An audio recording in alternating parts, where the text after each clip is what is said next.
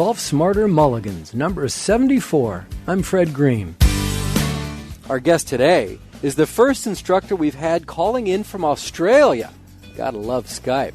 But he's not a traditional golf instructor. Using his psychology degree, a graduate certificate in Neuro Linguistic Programming, and his license from the Sportsmind Institute, Stephen Latham is focused on his clients playing awesome golf. Before we recorded the conversation, we announced on the Golf Smarter blog that Stephen was going to be featured on the show, and we did receive some great questions that will be answered coming up. Welcome to Golf Smarter Podcast, Stephen. Yeah, Fred, how you going? I'm doing fine, thank you. This is really fun. I love doing stuff on Skype because there you are in Sydney, Australia, and here I am in California, and it's 2 different days, but we're able to talk to each other. I want to talk to you about mental golf power. Tell me what it is and what you're trying to accomplish with it. Sure. Well, Mental Golf Power consists of a number of products. There's a Mental Golf Power manual, which is essentially a book format, which consists of 18 mental game drills to train your brain. The premise with Mental Golf Power products is that it's not so much about understanding theory as much as it is getting results. So if you compare it to, say, a technical golf lesson where the student is given a drill, so they may have a drill to hit the ball with more of a draw, and they'll hit sort of 20 or 30 shots like that. So then it becomes automatic. So when they get on the golf course, they don't need to think about their technique anymore. They'll just naturally hit a draw. So I've applied a similar concept to that with Mental Golf Power and with the drills that are involved in that. There's also drills that are in the Mental Golf Power audio series too, which is more of the 6 foundations that I've determined as the most important for the mental game. If people use the drills in Mental Golf Power, their golf will improve, and it's not something that will sort of improve and then stagnate too. The more that they practice the drills, the more they'll benefit, and the more they'll continue to improve.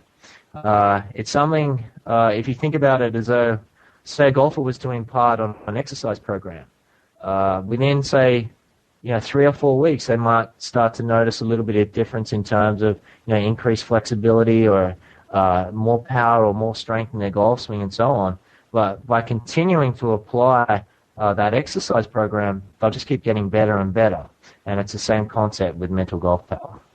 Interesting. And, we frequently advocate here that there is definite advantages to improving your mental game to lowering your scores. There are definitely ways. I mean, you can work on your mechanics as much as you can, and we highly advise, if you're going to do that with an instructor. Work one-on-one. Don't just watch videos and things like that.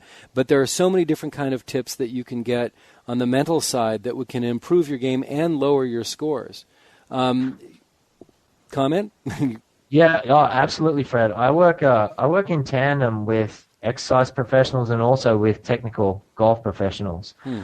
Even myself in my own game, I consult with a technical golf coach because obviously it's you need to be able to swing the golf club as well. You can be the greatest thinker in the game of golf, but if you're not technically sound, you're not going to get optimal results. So it is something that I absolutely 100% advocate.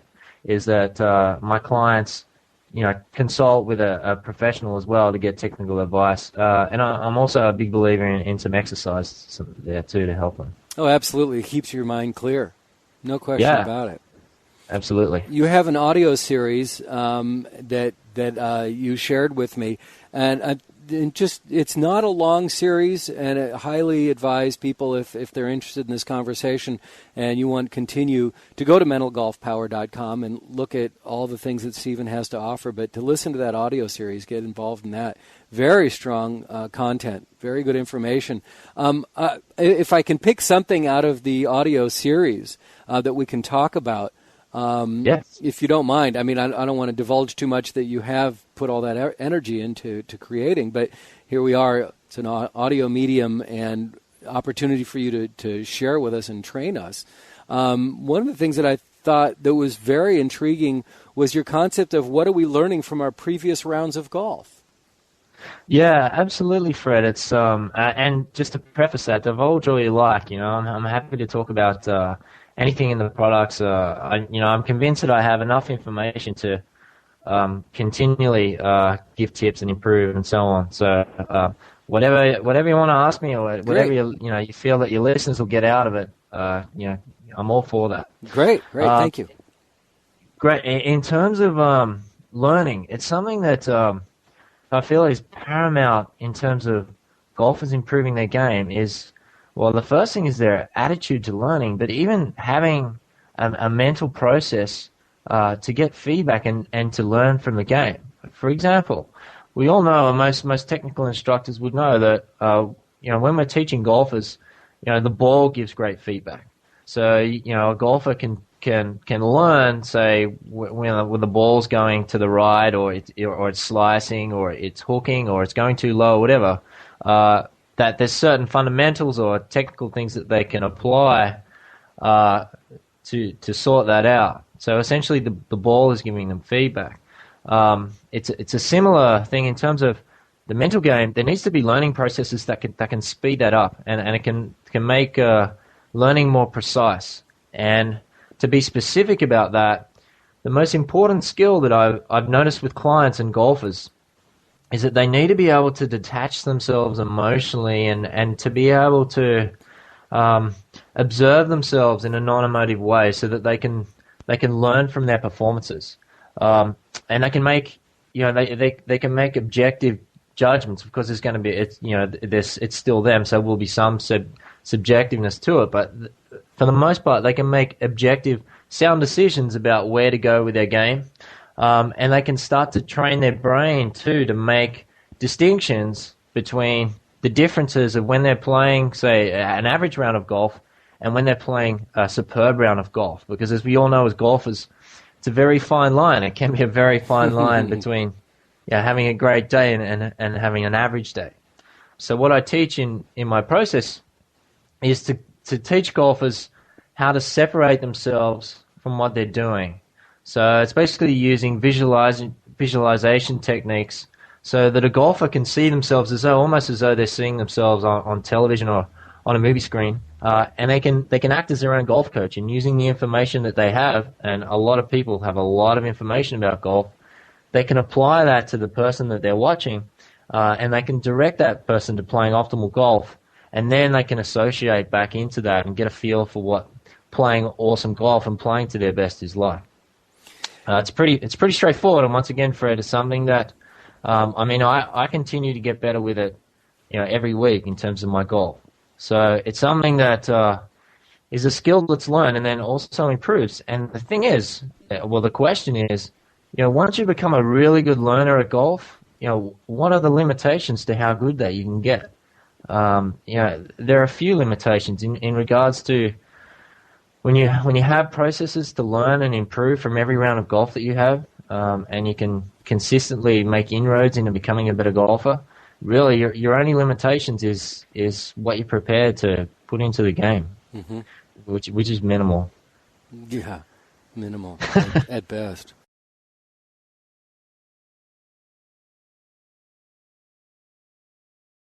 When you talk about detach emotionally, I can see that happening. I understand the concept of detach emotionally.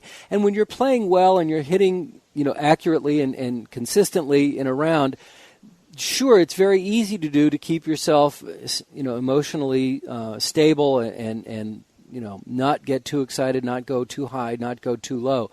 But when you come across over a 4 to 5 hour period of time, and you come across a stretch of 2 or 3 holes, whether it's in the middle of your round or at the beginning or, at the end, when you get 2 or 3 holes that you say you double, and then you have a triple, and then you have another double, right, which is not part of your normal round of play. I mean, if you're consistently getting bogey and double bogey, that's one thing. But if you're shooting par and bogey on a regular basis, and then all of a sudden you have a double, and you try to calm down, but then you have a triple, and then you have another triple, and then a double.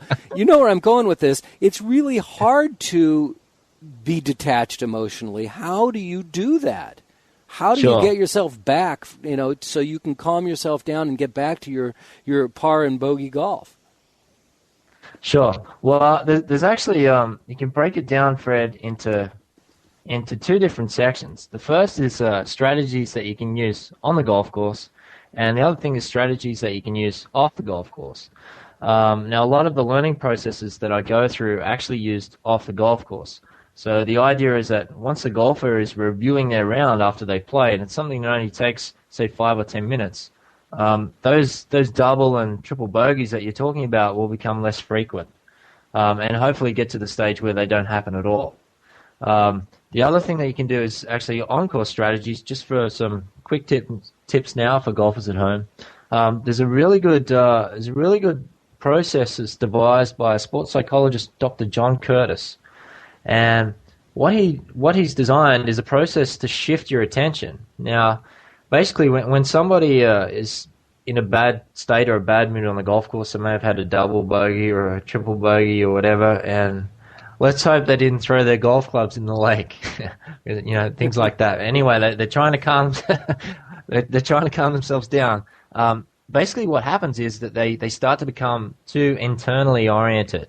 So they're kind of, instead of being externally oriented and being conscious of the feelings that they have in swinging the golf club and noticing where they want the ball to go and noticing how the club feels in their hands and listening to the sounds on the golf course and watching the flight of the golf ball going to their target and so on.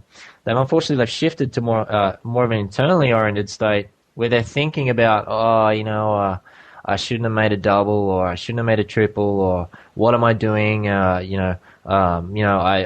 shouldn't be doing that, or I'm a better golfer than this, or whatever. And they're inside their head, and they need to go back into an externally oriented state, so they, or a flow state, as a lot of people like to call it. So the simple exercise from Dr. John Curtis is the first thing that you could do is just pick out different colors in your environment. So say you're looking around a golf course, you might be on a tee box, and you can notice flowers on the tee box. So you could say, pick out different colors in the flowers. So you could say pink, red, green, brown, maybe bark on the ground, or and purple. And so you pick out 5 different colors, and then from there, after you've picked out the 5 different colors, then basically what you want to do is just have 5 really rhythmic, smooth breaths. And then from that, then you're picturing the next shot that you want to hit and executing to an optimal standard. So essentially what you're doing with this really simple process is, because you're picking out the 5 different colors without getting into it too much, you basically shift your attention straight away from worrying or doing whatever, being inside your head too much, to getting back out into the world and getting back out on the golf course and starting to be externally oriented. And then obviously with your breathing, your respiration is heavily linked to your state. So by just calming your breathing and slowing your breathing down, it helps to center yourself and gather yourself for the next shot.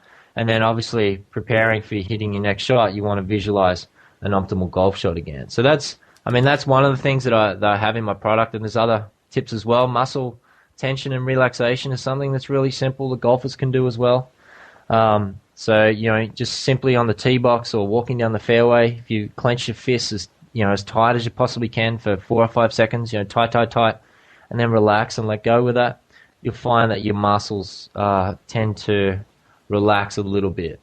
You can also I really like that when you talked about that on your audio programming, the tension and release while you're walking down the fairway.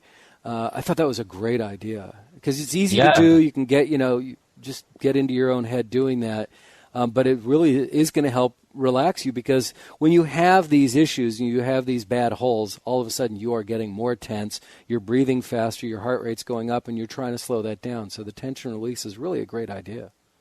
Yeah, it's a little bit, it's like whenever you're trying to do something, it's kind of, you sort of run into problems there, like consciously trying to do something. So we need to have drills and exercises in place, so where we do the exercise and then you automatically just find yourself in a more resourceful state. Yep. That's the outcome. We want to make things as simple as possible. Sometimes a mental game can become overcomplicated, so let's just strip all that down. Let's just keep it simple. Let's just do what works. Great. Actually, there's some questions that we've received from listeners recently, if you don't mind answering some of them.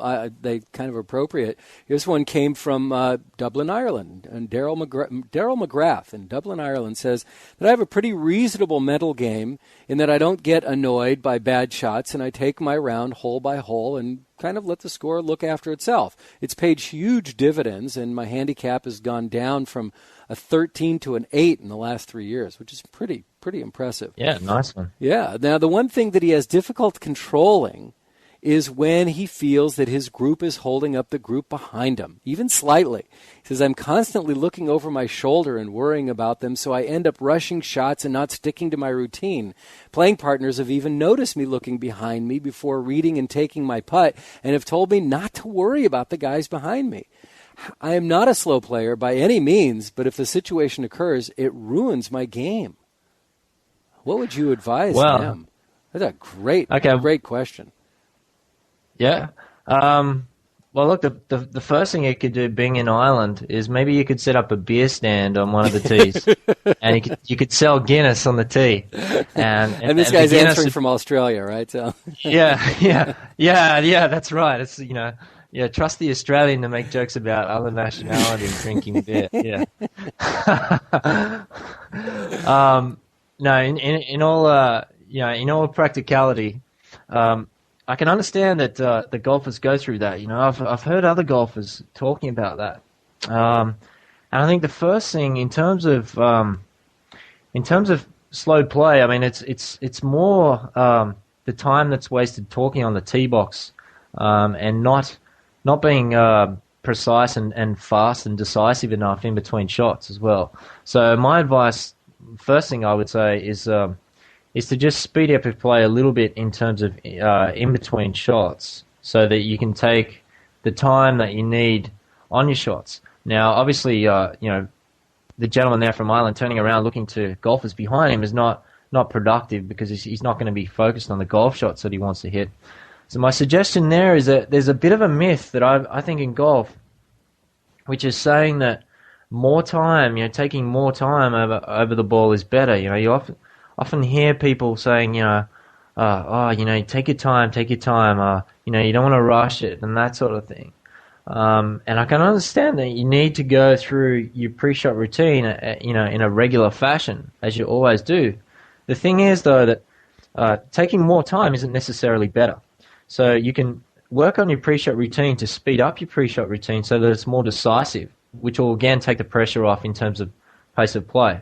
A really good example of this, of course I'm biased, I'm Australian, is Aaron Baddeley. If you look at Aaron Baddeley, he's one of the best putters, if not the best putter on tour. Actually, I'll say one of the best putters. I'm sure Tiger wouldn't agree with my previous comment. So he's one of the best players on tour. And if you watch him and observe him playing, next time you're watching television, have a look at him when he's putting in particular. And he has quite a fast pre-shot routine, but you would never say that he's rushed. He's very centered and he's very precise in what he's doing, but he's a minimalist in terms of he only does what he needs to do to hit effective golf shots. And that's something to tie it into coming back to sort of an overview of a pre-shot routine. I would say that when you're building your pre-shot routine in a way that you're focused on where do you want the ball to go, how does that feel, you can really speed up your pre-shot routine and become more decisive on the golf course.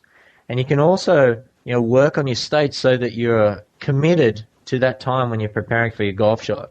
And then after you've hit your golf shot, if you want to speed up your play during your round, then so be it. The final thing to that is that it can be frustrating sometimes trying to speed up plays in your group if they're not concerned about slow play.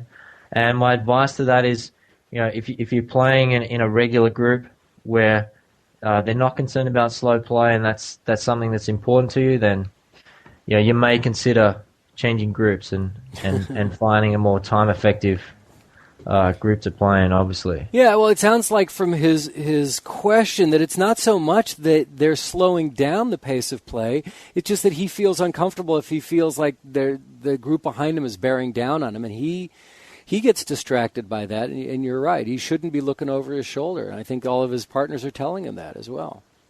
Yeah, it's something, Fred, that in a pre-shot routine, that he needs to have a state where he's stepping into a new space when he's preparing for a golf shot.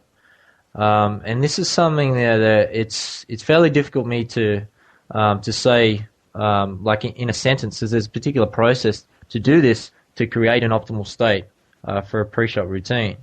But basically, when someone creates an optimal state for a pre-shot routine, it's kind of like it's equivalent to somebody when they're in a really focused state, say, in an office. Like most people would have experienced being in an office situation in their business where they'll be at the computer and half an hour will go by and they'll be like, wow, they probably haven't spoken to anybody in that half an hour, and they'll be like, wow, I was so focused, I didn't even really understand sort of how fantastic how productive I was being in that sort of state. And it's not until they come out of that state that they realize just how focused they are.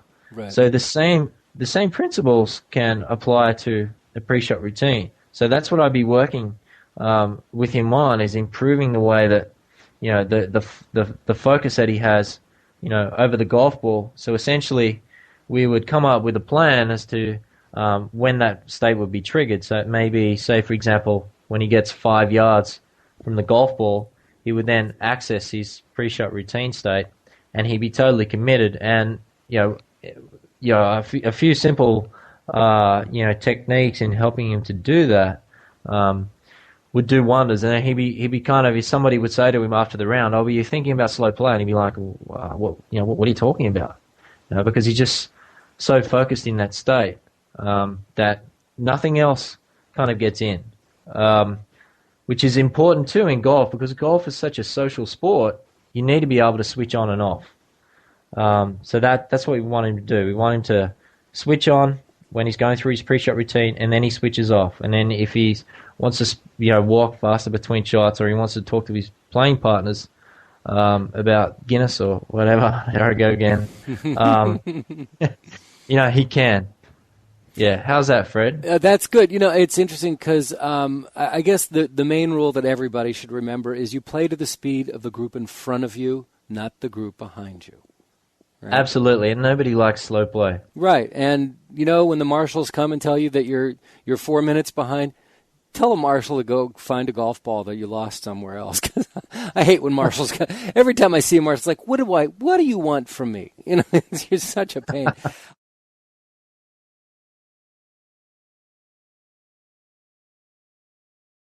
I have more of an issue of before my round begins, if I get there enough time to, and I always try to get there enough time to stretch a little bit and then hit a bucket of balls, get warmed up that way, and then also get onto the putting green. If I don't get onto the putting green, which I tend to do just before I walk up to the first tee, then I'm feeling rushed. And now it's like, come on, you're up. It's like, and then I'm feeling. So it takes me a couple holes to calm down and not feel rushed there. Okay. Well, something that's really simple that you can do there, and I kind of risk sounding a little bit Californian. No offense here. I don't want to. I think I've already offended Irish people. Now I don't want to go offending. You're talking to a Californian, native Californian, so watch it. Absolutely. That's why I mentioned that, Fred. I love California, by the way. It's one of my favorite places to go and visit. Is actually getting in tune with the rhythm of the golf course. So what I mean by that is, if you've had a putt or you're hitting some balls or whatever, the best way to mentally prepare yourself, and the fastest way to mentally prepare yourself, is to tune yourself into sort of the rhythms of the golf course. So what I recommend is actually have a look at the trees on the fairway, and just notice how the trees on the fairway are blowing in the wind. There'll be a certain movement that they'll have. So pay attention to that, and then draw your senses to you're listening and see if you can hear the sounds on the golf course. A golf course is a beautiful place. You may even hear some birds, or you may hear the leaves blowing in the wind. And then you can even smell the grass. So but my recommendation is, even if you get to the golf course and you've only got 5 minutes after you've paid your green fee to when you can play, is get in tune with the golf course. So have a look around you, notice the trees blowing in the wind, smell the grass, feel your feet on the ground when you walk. Really pay attention to how the club feels in your hands, and listen to the sounds around you. And I think if you do that, you'll realize, like, really quickly, you'll be sort of 4 or 5 minutes later, you'll be on the first tee, you'll be going, wow, this is, this Stephen Latham guy, where he knows his stuff. It's fantastic. Well, I think your advice is well taken, because there is a rhythm to a golf course, and there's a rhythm to a round of golf. And when you are rushing to get to the first tee, and you're rushing, from work, maybe you get to play late in the afternoon, or you're running a little bit late or something, that's not the rhythm that's on the golf course. And to do your best to look around and close your eyes, smell the air, and whatever other smells are around you. But find your way to get to that rhythm is probably the best way to do it. And it probably also answers, or maybe you have more to say about first tee jitters that Bill Richardson of Fort Worth, Texas, was writing about, that he has a mountain course that he plays a couple times, but it's a very challenging course for him, so he gets himself all psyched up, and every time he has these first tee jitters, and he just has trouble getting calm and focusing. Yeah, I'd suggest that getting in tune with the golf course, as I mentioned, would work really well for him in that situation, Fred. The other thing that I'd recommend that he does is, when he has time, is to go through a simple process. Originally, it's developed by Dr. John Grinder, and it's a process called characterological adjectives. So what he would do is he'd sit down off the golf course, and he'd imagine himself, walking up to the first tee and going through that sort of jittery period that he's been experiencing. And he'd imagine himself as though he was, watching himself playing golf on television. And then I'd ask him to give one word, one adjective to describe that. So unfortunately, in the state that he's been experiencing in the past, it may have been, say, jittery. So he'd just make a note of that. And then I'd ask him, calling on the information and the knowledge that he has in golf, maybe from some technical expertise that he's got from a golf professional, or things he's read, or even all the information from the podcast, for example. He can then coach himself and direct himself to improving his state on that first tee. So he's still visualizing as though he's watching himself on television, and he just starts coaching himself from his seat as to what he should do. So, for example, he could say, look, I think you need to just slow your breathing down a little bit there. So he would watch himself and notice the difference in his state when he starts, applying that resource and he's slowing his breathing down. The next thing he would say is, look, I think he needs to be a little bit more aware of the sounds around him. So he would, again, apply that resource, and he would watch himself. He may say, look, he needs to be more confident. He could also say, look, when I'm on the first tee, I want to be aware of, the greatest golf drives I've ever hit in my life. So that's another thing, is that he could say, to watching himself, he could say, well, how would that golfer react if he had just come off, another tee where he just hit the best drive he'd ever hit, on the previous hole? And again, his state would shift. And he just keep giving tips and using the knowledge that he has until he gets his state to a really, calm, and flowing state on that first tee. And then I'd ask him to mentally step into that and notice from an associated perspective, in terms of, feeling, what he feels in his own skin, and feeling, how the club feels in his hands, noticing, what he's aware of in his environment, noticing, what he sees, noticing the sounds around him, noticing how his feet feel when he's walking to the tee, noticing how his chest feels when he's breathing.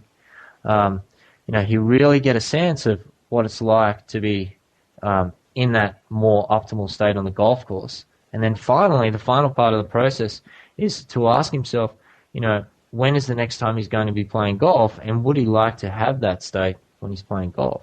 And, obviously, absolutely, it's up to him that he does have access to that. So then he then has essentially trained his brain to practice being in an optimal state on the golf course. So he's just, through that simple exercise, he's done the equivalent of training a better backswing position on the driving range. He's trained his mind to access a more, an optimal state on the golf course. Essentially what we're doing there is training, conscious-unconscious interface, but I won't get too much into that. We don't want to get too technical here, Fred. Well, if anybody does want to get technical with you, you hear what it sounds like when Stephen is on Skype, and he is in Australia, and he offers coaching via Skype. You can talk to him one-on-one. If he has this Sportsmind coaching business, and it's not just about golf. Other athletes as well take advantage of his services.